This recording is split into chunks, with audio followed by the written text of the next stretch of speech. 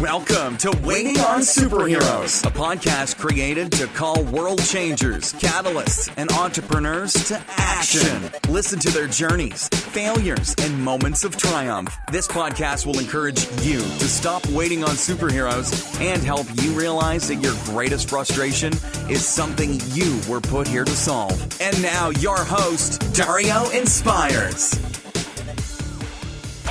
What's up, heroes, and welcome to another episode of the Waiting on Superheroes podcast. I am your host, Dario Inspires. Now, we've got an amazing interview ready for you today because the moment maker himself, Carlos Whittaker, the Ragamuffin, is in the building with us. Now, before we go any further, I want you to know that your support is needed and it keeps this show going. So please stop by iTunes, subscribe, and leave us a cool review. And once again, thank you in advance.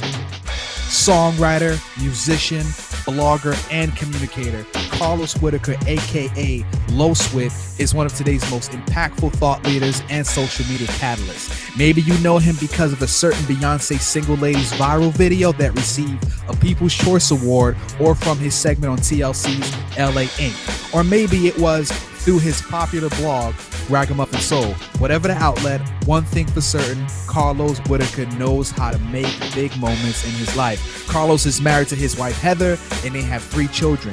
In November of 2006, Carlos and his wife adopted their wonderful son, Losiah. Carlos lives for this, guys, to ignite a movement among all generations of Christians that disrupts and disturbs the evangelical church into a place of seeing Christ's face fresh again. Heroes, I'm extremely excited to introduce the Ragamuffin himself, Carlos Whittaker. Los, are you ready to inspire? I'm ready to inspire and to be inspired, Dario. Nice. Now, I've given our listeners just a little overview about you. So, Los, take a minute, tell us about you personally, and give us an overview about what you do. You know, most importantly, I'm a child of the King. And then next to that, I'm a husband of Heather and a father of Sohaila, Sayana, and Losiah. And those 3 keep me very busy. When it's time to feed them and when it's time to keep the electricity on, I am a worship leader. I've been traveling the country for 15 years, leading worship. Was on staff at North Point Community Church in Atlanta for 3 years, doing their Buckhead Church worship service, and been doing that full time. And I also just released a book, so I'm out speaking on the book. And obviously, it took about 18 months to write that thing. And yeah, man. So right now, I'm just kind of hustling, having a blast. Nice. Now, before we go into this mean hustle that you're doing out there, we like to start off the show with a life quote or a verse. So give us a verse or a quote that has inspired you and give us an example of how you've applied it along your journey, Los. Yeah, you know, right now, kind of the ethos behind and the heartbeat behind my ministry is simple. And it's to disturb and disrupt career Christians for the sake of them seeing Christ's face fresh again.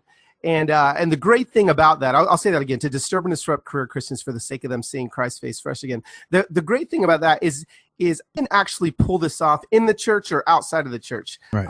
And so, you know, I'm able to, whenever I go in to consult at a company or to go somewhere else, you know, people need to invite disturbance into their lives. And so what I do is I go in and I shake things up and I allow people to see things fresh again. And that's really kind of the heartbeat and the ethos of where I'm at right now, my business, my ministry, everything right now. And how I try to do that is I try to get myself in situations that I'm not normally comfortable in, because I understand when we're comfortable, we become calloused and our knees start to lock up and we become lazy and we become tired. So every week I search for one thing that I can do to make my life a little bit more uncomfortable. And when I start doing that, that disturbance and disruption happens to me. And when it starts happening to me, I begin to grow.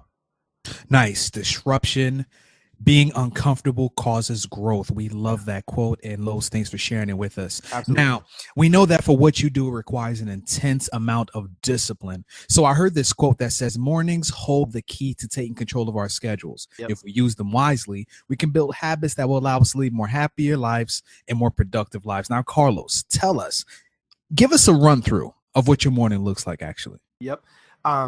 So let me do this two ways. Let me tell you what my morning used to look like, and then what my morning does look like. Because my morning used to look like, right? I'm a musician in the studio. Like we're doing these things. You're in the studio late, like 2 or 3 in the morning. I used to wake up at noon. I used to wake up at 11, and I would think that my days would, that all my creativity would happen at night. And what I realized is, I love that quote that you gave, is that actually we were meant, I believe, as human beings, to see the sunrise. And so what I did is, obviously more days than not, I try to pull this off. It's not every day, but what a great morning for me actually looks like is I wake up literally at 4:45.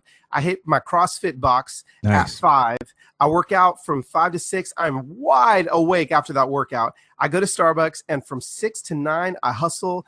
I blog, I tweet, I Facebook, I schedule everything I need to schedule out. And then at 9 o'clock, I get home and I have breakfast with my family by the time they're just waking up. Wow. And so I feel like I've literally conquered the world before the world has woken up. And for me, I mean, there is no better feeling throughout the day. I feel so accomplished when I get my hustle on starting around 6 a.m. as opposed to starting around 10. Nice. Now, Carlos, tell me a little bit about CrossFit. How'd you get into it? Yeah, a year ago, I was about to turn 40. I was 39 years old. And, when I was young, when I was in college, I was an athlete. I played soccer. I ran. I did all kinds of stuff. And then obviously throughout life, you kind of start slowing down doing that stuff. Yep. And kids start coming into you start traveling. I start eating McDonald's. Everything got lazy. Now, I wasn't morbidly obese, but I was about 30 pounds overweight. And so I said, by the time I turn 40, I want to be in the best shape of my life, spiritually, mentally, and physically. And I tried working out. I tried going running. I tried doing 3 sets of 10, and none of that worked. Well, why CrossFit worked for me, and it literally has been a year ago this week that I started, is because it's competitive and there's a community aspect to it where if I'm not there, people are going to start texting me, hey man, how come you were at the workout today? And so, you're going against the clock. So the workout's like, 10 minutes long, and you're trying to do, 25 pull-ups, 15 sit-ups, and 10 push-ups, wow. As many rounds as you can, and you try to beat your score from the day before. And so what I love about it is you're just constantly improving, you're constantly getting better. And so, yeah, man, it's been amazing. I've lost about 30 pounds, and I'm the strongest I've been. Even in college, I'm way stronger than I ever was there. And so, man, if anybody's listening and can't find a system that is going to work for them when it comes to getting fit, I would tell them just to give it a shot. Try CrossFit, and you'll see that the community and the competition is something that'll probably drive you. Yeah, CrossFit is definitely for the rebels. But you said something. You said that you play soccer. It's already FIFA season. So who you going for? Well, okay. So here's the thing: is I am obviously I'm American. I mean, my mom's from Mexico, my dad's from Panama. So I love that I get to. Really, I love that I get to root for 3 teams. I get to root for Mexico, I get to root for Panama, and I get to root for America. So obviously, as living in America, growing up in America, I was going nuts the other day when the U.S. went up in the 86th minute, score today. But like even today, Spain literally as of 5 minutes ago just lost 2-0 against Chile. And talk about a leadership lesson. Spain won the World Cup 4 years ago. They were the champions, and they're not even making it out of the group stage. Wow. Because all these other teams worked harder, dug a little deeper, and they're gone. They're gone. Chile ousted them. And so, man, I'm having a blast. I've watched almost every single game, and I'm a big soccer head. Absolutely. I mean, we're all facing the pain of Spain, but talking about Spain, what about the Heat? We're like, I am down right now. So are you a Heat fan? Oh, yes. Okay. So unfortunately. Unfortunately. See, here's the thing. I'm not a Heat fan, but I am a LeBron fan, which makes me, kind of a Heat fan. And man, I mean, that was pretty hard to watch. It was pretty hard to watch, but I think it's going to grow him even more. I think he's going to become more tenacious. But here's something else I did love is watching the San Antonio Spurs game. I think it was game number 4. They won in 5, right? So game number 4, every single one of the San Antonio Spurs players on the bench and off the bench scored at least 5 points. Every single one of their players. Wow. And you take a step back and you think, man, that is why they won. Massive team play. And man, listen, we could turn this into the sports podcast because I can talk all day long. Tell me about it, right? But it's funny how, Los, you see a leadership aspect. You can take something about leadership and almost everything that you've spoken about. So that's amazing. Everything. Now, Los, let's talk about the valley, the obstacles, and the big F word, failure. Anyone who desires to be a world changer, leader, and catalyst will encounter temporary seasons of being stuck in a valley, tackling seemingly immovable obstacles and failure. Carlos, take us to that time and tell us how you overcame and the lessons you learned. Okay, first and foremost, I want to tell everybody that, people think that the way to success looks like you climb up, you plateau, you climb up, you plateau, you climb up, you plateau. But that's not the case. There's not one person that succeeded that way. What it is you climb up and then you go into the valley. Then you climb up, then you go into the valley, then you climb up and you go in the valley. So we're going to hit valleys. So just like that looks a lot more like a roller coaster, right, than it does look like a mountain climber. Yeah. So what I tell people first and foremost is to grab that lap bar that you sit in when you get on a roller coaster and pull that thing down over your lap, because you're going to need it. We are going to go over valleys. So I think that I guess explanation of what that lap bar is understanding that we are going to go into the valleys, because I think what happens is when we hit these valleys and we're surprised valleys, that's when the valleys take more out of us than if we hit these valleys and we go, I'm going to pull my hands up in the air and I know this roller coaster of success is going to go scooping me down the valley and then right back up again. And so pull that lap bar down. I think it's pretty important. And then secondly, one thing that I love to do is to ask myself when I hit some of these valleys is, what is the worst thing that can happen? Okay. So for me, right, I'm a speaker, I'm an author, I'm a worship leader. What is the worst thing that can happen to me if the phone stops ringing? If the phone stops ringing and people stop booking, if the phone stops ringing and people stop buying my book, what's the worst thing that can happen? And my wife asks me this all the time when I'm like, woe is me. Nobody's called in 4 days to book me. She's like, what's the worst thing that can happen? And I was like, well, I get a job at Home Depot. And she's like, okay, that's actually not the worst thing, because that's not going to happen because churches would want to hire you. And I go, okay, well, I'd work at a church. And she'd go, okay, so you would work at a church. That's the worst thing that could happen. And I'm like, she's like, is that bad? And I'm like, well, actually, no, it's not too bad. Right. So I have to take a step back and look, but let me give you guys application from even seasons in my life. Here's a great example is when I released my first record, I had this producer named Jason Ingram, this really big CCM producer here in Nashville, Tennessee, take my record. And, I had built this blog platform. I'd, have all these readers every single day. And so I made this record thinking that I was going to sell this record and it was going to be in a year #1 on iTunes. Well, here's what happens. I released the record. Everybody I know and their mother and my blog buys it. And for about 2 weeks, it's sitting at the top of iTunes. Ooh. And then about 2 weeks later, okay, you can't even find it on iTunes. I mean, it is so far down in the valley that I can't. I'm like looking at it. I'm like, what happened? And the marketing guys are looking at me like, what happened? And so here's the thing. I'm in this valley. I'm super depressed. Nobody's buying my record. Everyone bought it the first 2 weeks. And now, I'm trying to get out on the road. I'm trying to hustle it. And I'll see it kind of do a couple little swings up, but it never took like I wanted it to take. And here's what you have to do in the valley. You have to take a step back, because you are going to climb out of it, but you're going to have to look and say, why am I in the valley? What brought me here? And here's what I learned. Here's a lesson I learned is that, yes, I had a platform of 30,000 blog readers a day. Wow. Yes, I lead worship at these massive mega churches around the country, right? Yes to all these things. But at the end of the day, when I lead worship, I'm leading other people's songs. Okay, I'm not leading my own songs. I'm leading Hillsong United. I'm leading Israel Houghton. I'm leading all these other churches. Okay, when I'm blogging, I'm not singing. So these people, they're not, when you first called me here, you said, I didn't even know you led worship. Yeah. And here's the thing. Most people on my blog, they knew of it, but that's not why they were attracted to me. So what I realized is, oh my gosh, my platform that I had built was not built on music. So what can I do on the next record in order for this valley not to be so deep? So you know what I did on the next record? I created stories around every song. And I'm a storyteller. I created blog posts around every song.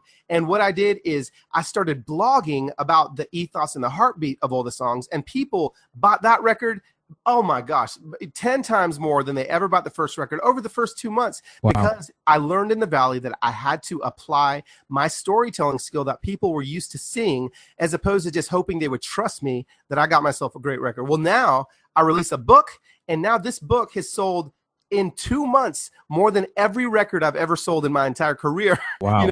Why? Because people see me as a thought leader as opposed to a musician. And it's okay. Like I'll continue leading worship. I'll continue making music. But I know at the end of the day, people see me as a thought leader. So they're going to buy my words faster than they're going to buy my music. So, that's just it. Buckle up. Know that you're going to be going up and down and up and down. And then also ask yourself, what's the worst thing that can happen? And be literal about it. Write it down. And when you write it down, you're going to realize, well, that actually ain't too bad. And so that fear goes away at that point. The fear goes away. And then also you got to be smart, man. I saw a video the other day where somebody was talking about MC Hammer and how when he hit it, real big in the late 80s, early 90s, he spent every single dime that he made. And then now, the man is bankrupt and, he's a minister, but at the same time, like he lost it all, and so you got to be smart about it. And so those are just kind of 3 little principles I take when it comes to hitting those valleys. Man, listen, I've interviewed a lot of people so far, a lot of leaders, a lot of world changers, and I'm telling you, you've probably provided the most practical, the most clear-sighted information and advice concerning being in that valley. So, Carlos, man, that was amazing. Thank you so much. It's a roller coaster. Man. It's a roller coaster. And pull the lap bar down and know that you're going to go down and you're going to go up and back down and back up and have fun while you're doing it. Nice. Now, how did this YouTube, because I saw a video of you were just playing in a park, I think, and then a homeless man came out of nowhere. Explain that to me. Absolutely. So if you go on YouTube right now, anyone listening, and you Google God of Second Chances, Danny, you'll see this video where it was for my very first record, so it was like 4 years ago, and I'm filming an EPK, so a storytelling video for my song, and I'm singing, "You're the God of second chances, you're the God that still romances, we're in awe before you now, and our hearts are bowing down." And I'm singing it. It's like 6:30 a.m. Wow. And I see this homeless guy come walking by me, and I remember thinking to myself, it's 6:30, I ain't got no money in my pocket. I'm not going to make eye contact with this guy because I've got a whole bunch of more videos I got to shoot today. And so just like a good Christian, ignore that homeless man, right? And so I just felt like the Lord saying, you don't have to stop singing, but just look at him in the eyes. So I looked up and I looked at him in the eyes, and he stops his shopping cart. He drops his bags and he starts walking over to me while we are filming. And sure enough, I'm like, see, God, I ain't got time for this. Like, I don't have any money. Now I'm going to have to look like a fool because he's going to come over and ask me for money. I'm not going to be able to give him any money. Well, what ends up happening is he walks over and he goes, "You singing gospel, man?" And I go, yeah, I'm singing gospel. And he goes, "You sing your song and I sing with you." And let me tell you something, Dario. In the next 10 minutes, it was the most amazing time of worship I ever had. I started singing my song, God of Second Chances. He takes off his hat. His Rastafarian dreads fall on the side of his face. Wow. Tears form in his eyes. And he starts singing, "One Jah, one Creator, one Father. Hallelujah is the highest praise." And we have this moment of worship that, praise God, was captured because I was shooting a music video, was captured. I put it up on YouTube, and the thing's been viewed by all these people. And here's the thing is, in my book, I talk about received moments. And in order to receive a moment, Oprah likes to call those aha moments, you have to pay attention and you have to pause. If I would not have paused and I would not have looked that man in the eyes, I never would have received this moment of worship that literally I've led in front of hundreds of thousands of people in worship, and never have I felt more connected to God than when I worshiped with this homeless man in the park. So that's what happened. We went down there looking for him. We went down there for the next couple of weeks, asking other homeless people, "Have you seen this man?" Nobody'd ever seen him. Half of me thinks he's an angel. Half of me knows that God actually, I wanted to go down there and rescue him and take him on the road, get him off the streets. But sometimes I think, God's like, no. I know that you as a human being always want to rescue all these moments, but here's the thing. Sometimes I'm going to give you a moment just for the moment itself. And that moment is strong enough. You don't have to do anything else about it. And so man, that's what happened. And it's been fun to watch that video every couple years kind of go viral again. And a lot of churches have used the video. And so, I challenge anyone that's listening right now, go look it up. And I promise you, in about 5 minutes, your perspective is going to change on homelessness and on what it is that we need to do when we run across somebody. Just look them in the eyes. That's all they want. Nice, Carlos. I mean, your book is called Moment Maker, and you truly embody that in everything you do. So thanks for sharing that story. Absolutely. Now, Carlos, in the midst of my search for purpose, a wise man told me your greatest frustration is something you were put here to solve. Los, what was your greatest frustration? I mean, that thing that just ticked you off, and you were like, what, if somebody did this, or if somebody fixed this, it wouldn't be like that. Take us back to that moment and share with us the steps you took to develop the solutions. I think my greatest frustration as a worship leader, okay, so as somebody that professionally for 15 years served at Sandals Church in Southern California, at North Point Community Church in Atlanta, Georgia, my biggest frustration was the disconnect that I felt in music between the stage and the crowd. And it was such a massive, a massive amount of space. Now, I'm not talking about space physically, okay? I'm talking about space emotionally and spiritually. Like everywhere I went, right? It was like a latte in one hand and the other hand is in your pocket during worship atmosphere. It was a consumer environment. And so I was so frustrated by the time I got to North Point that I said, okay, Lord, and I sat back and I started researching all these other churches. And then some churches I realized, well, they're really being manipulative with the emotions. And so that's not what I want. I want true worship. What does that look like? So that was one of probably my greatest frustrations. And this is what I did. It's always, and you're hearing me say this all the time, almost with every answer, I had to take a step back. I had to take a step away. And I had to look from the perspective of almost like a consultant in my own business. So like I became a consultant at North Point. I became a consultant at Sandals. And I said, what is it that needs to happen here? And so through a little bit of research and a lot of failing over and over, I realized that it was faceted in 3 steps. How I was able to close the gap between the crowd and the stage. And I think this actually, again, this is going to be able to hit on lots of people. This is not just a crowd and stage thing. This could be a client and a business relationship. This could be, I honestly believe, a relationship between friends. It could really happen with anything. And these are the 3 steps I took to close that gap.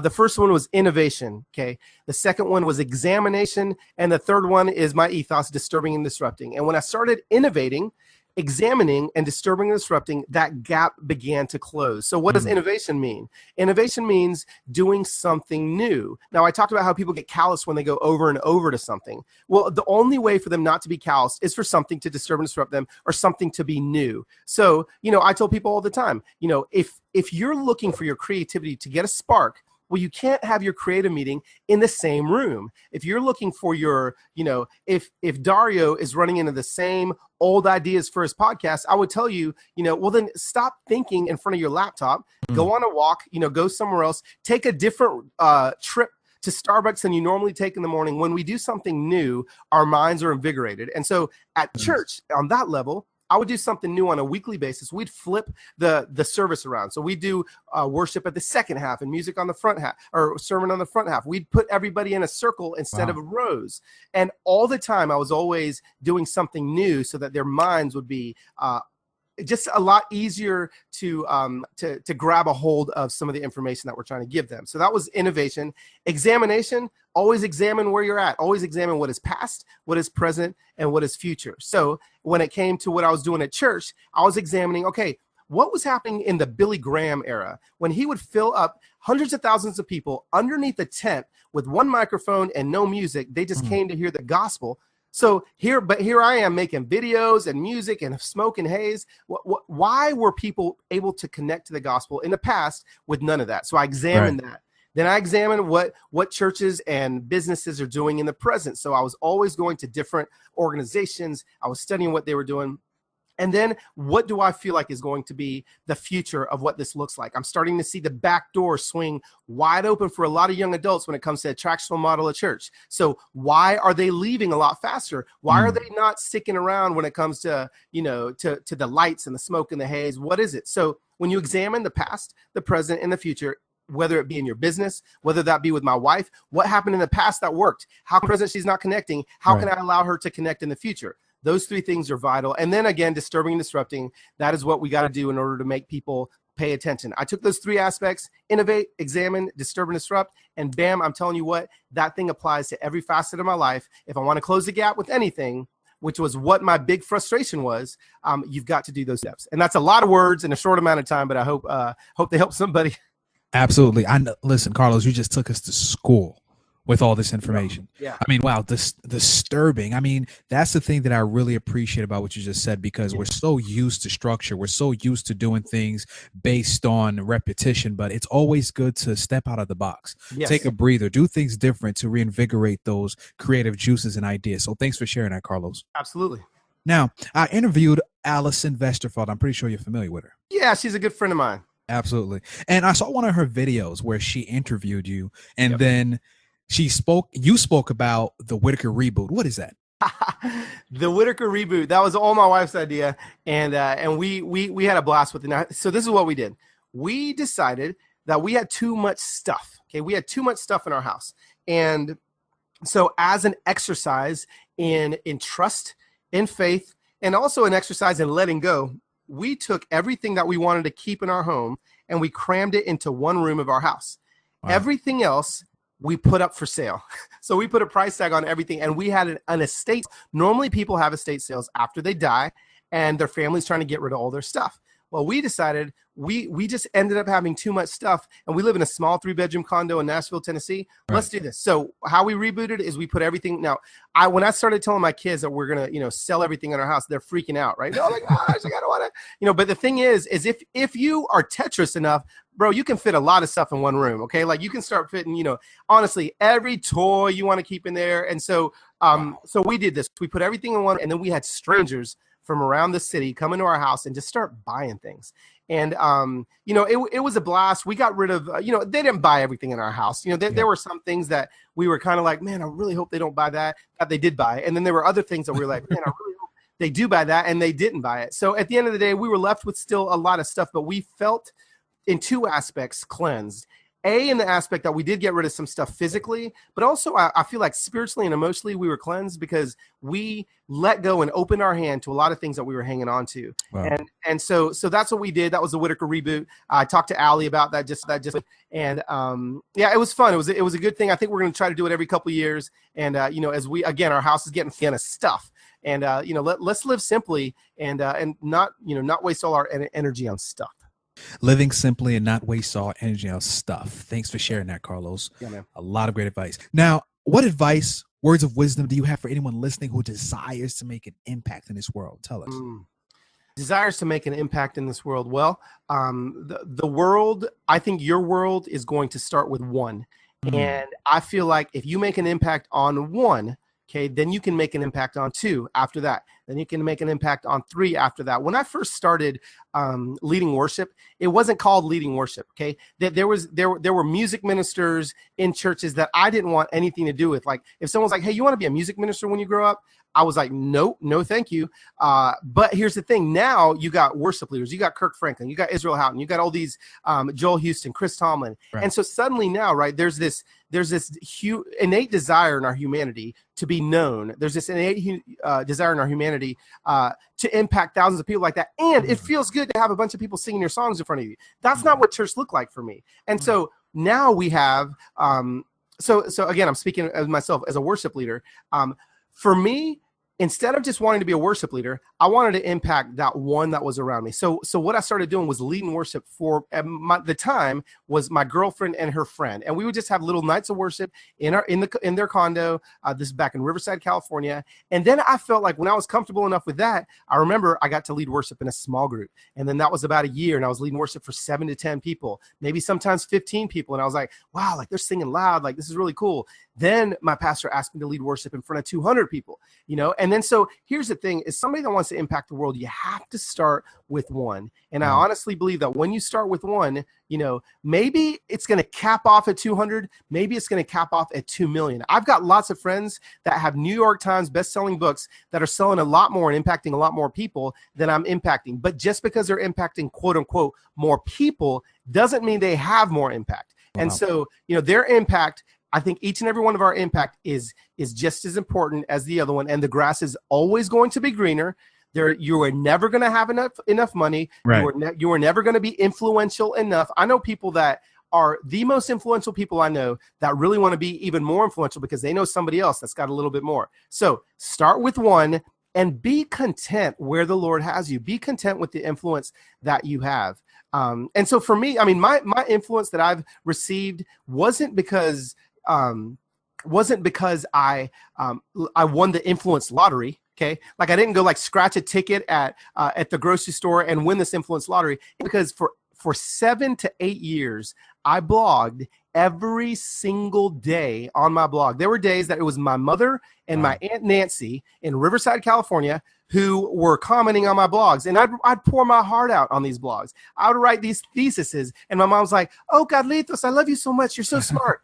And that's it. And crickets. And I'm like, "Oh my gosh, it's just my mom." And then one day, somebody else shared one of my blogs with somebody else, and then I had 5 people comment, and that was 3 years later. And then now I'm averaging about 50,000 unique likes a day on my blog or visits on my blog, and it's because I started with the one, and I wanted to impact the one. And now, guess what? If I impact one, it's great. But because I started impacting one, I get to impact thousands. You know what? We should just close the show out right now. Come on. We should just finish it off, because what you just said is so important. It's not only for the aspiring, it's for those who are doing, because deep down inside, we all have that dream of touching millions, hundreds of thousands. But really, I mean, are we really making an impact with the people in front of us? Are we making an impact within our community? So great advice right there. Start with one. Start with those who are right next to us. Start with those that are around you. Right. If I'm leading worship in front of 40,000 people, I get home and my wife and kids don't know who I am, well, then I've failed. You know, so you got to start with those that are around you. Ouch. Now, Carlos, you know, before we close, we've enjoyed your journey, your triumph, your frustrations, and huge amount of advice. So let's end by you telling us, who is your superhero? Tell us about a person who has made a huge impact in your life and why you consider that person a hero. My superhero is my father, Fermin Agustin Whittaker. He grew up in the country of Panama, in Colón, Panama, and him and his brothers and sisters and his mother and father lived in a tiny 1-bedroom apartment, and they had zero money. And when my dad was 17 years old, my grandmother had saved enough money up. Okay, so I guess grandmother would come in as a hero as well. She saved enough money up to buy him a shoe shine kit and a plane ticket to LA.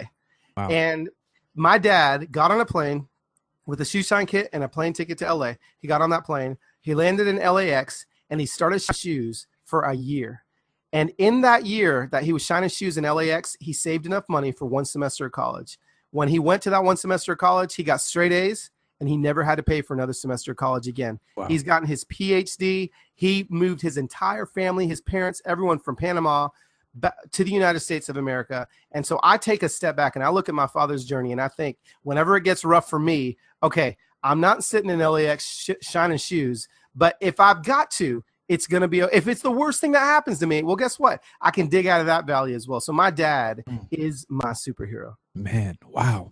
Powerful story. Thanks for sharing that. And kudos to your father for taking initiative, being a man, trusting in everything that is within him to make a difference. And I mean, not only just making a difference for you or himself or your mother, but also bringing in the family from Panama. So, wow, what a legacy your father has left for you. Absolutely. Now, Carlos, tell us where we can learn more about you and keep up with your inspiring journey, bro. Yeah, you know, you can head to my blog. You can go to carloswhitaker.com with 2 T's on Whittaker, or ragamuffinsoul.com is also will also take you to the same place.